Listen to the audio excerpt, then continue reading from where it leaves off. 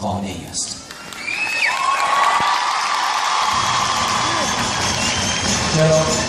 چون که دخترها هیچ چیز از خدای بزرگ نمیخوان الا یه شوهر. رفتار دخترها با هم فرق میکنه.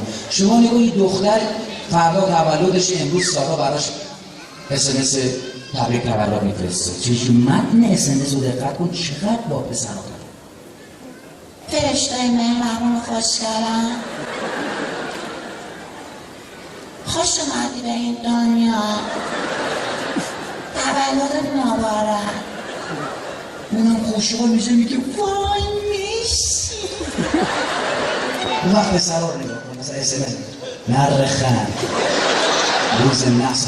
حالا عجیبه ها اصلا شوخی کردناشون. ببین پسره میگه این روز ما سر کلاس بشینیم مثل موسیقی که بنزین ریختیم آتیش زد و پسره من داره 3 تا میخ گذاشتم و از این اسیدم ریختم نصف شلوارش به وقتی میشینه بلند شد شما اسپری بپاش تو صورتش من صندوقش رو کردم با نگر باز کلیش من میشینه میخنده.